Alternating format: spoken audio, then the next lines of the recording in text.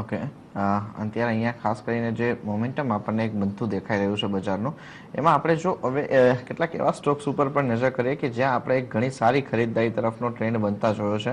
એમાં આપણે એસ્ટ્રાઝેનેકાનું એક કાઉન્ટર જોઈ શકીએ છીએ. લગભગ 11.25% જેટલો વધારો અહીંયા આવતો દેખાયો છે. જિગ્નેશ, કોઈ આઉટલુક બનશે સડન સ્પાઇક આવવા પાછળનું? અને વોલ્યુમ પણ અહીંયા જોઈએ તો એવરેજ વોલ્યુમ કરતાં આજે લગભગ 23 ગણા વોલ્યુમ સાથે અહીંયા ટ્રેડ થતા દેખાયા છે. શું આઉટલુક બની રહ્યો છે? વિક્રમ, એસ્ટ્રાઝેનેકા કાઉન્ટર ખરેખર જોવા જઈએ તો 1200ના લેવલની આસપાસ ટ્રેડ કરીને નીચે આવી ચૂક્યું છે. અને જ્યારે આ કાઉન્ટર નીચે આવ્યું ત્યારે એને બધા જ મોમેન્ટમ બેરિશ કરી નાખ્યા હતા. ઓવરઓલ ચાર્ટ ઉપર આ કાઉન્ટર અત્યાર સુધી વીક જણાતું હતું. આજની 11% મૂવ એક સરપ્રાઇઝ મૂવ છે આ કાઉન્ટર માટે. પરંતુ જ્યાં સુધી કાઉન્ટર 950ની ઉપર ક્લોઝિંગ નથી આપતું અને 950ની ઉપર કન્સિસ્ટન્સલી રહી નથી શકતું, ત્યાં સુધી આ કાઉન્ટરને બુલિશ પીક તરીકે માનવામાં તકલીફ રહેશે. હજી પણ આ કાઉન્ટર અરાઉન્ડ 950ની આસપાસ જ રેઝિસ્ટન્સ મેળવી રહ્યું છે. એટલે હું માનું છું કે હજી પણ આ કાઉન્ટરમાં વેઇટ એન્ડ વોચ રાખવું જોઈએ.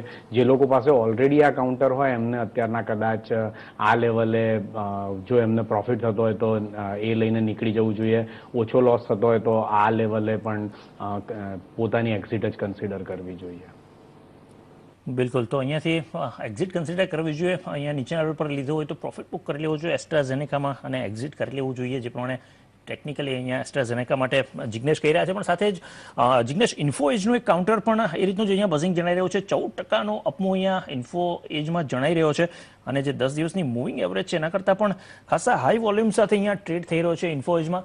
શું વ્યૂ બની રહ્યો છે ઇન્ફો એજમાં? આ લેવલ પર શું કરવું જોઈએ? ઝૈનુલ, ઇન્ફો એજ સપ્ટેમ્બર 2013થી અપટ્રેન્ડનું કાઉન્ટર છે. અને આટલો મોટો 2 વર્ષનો અપટ્રેન્ડ જે ચાર્ટ ઉપર દેખાય છે તે ઘણો સોલિડ અને સરસ દેખાય છે. મારી દ્રષ્ટિએ આ કાઉન્ટરની જે સ્ટીમ હતી એ પ્રમાણે એને 1000 સુધીના ઉપરના લેવલ બતાવ્યા હતા ને ત્યાર પછી આ કાઉન્ટર કન્સોલિડેટ થતું હતું. આજની જે મૂવ છે એ એવું બતાવી રહી છે કે આ કન્સોલિડેશન જે ચાલતું આવે છે નવેમ્બર મહિનાથી, પાછલા નવેમ્બર 2014થી, એ કન્સોલિડેશન ક્યાંક ને ક્યાંક બ્રેક થશે. આપણે હજી પણ ચાર્ટ ઉપર ક્લોઝિંગ બેઝિસ ઉપર આ 950ની મૂવ સસ્ટેન રહે એવું જોવું જોઈએ.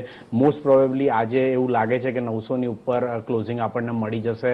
અને 900ની ઉપર ક્લોઝિંગ મળી જાય ઘણી એન્કરેજિંગ બાબત છે. નવી એન્ટ્રી જો લેવી હોય તો આ કાઉન્ટર અત્યારના એવા સંકેત આપી રહ્યું છે કે નવી એન્ટ્રી લઈ શકાય. ઉપરની તરફ ક્વિકલી 1200-1250ના લેવલ આજની મૂવ પછી દેખાઈ રહ્યા છે. ઓકે.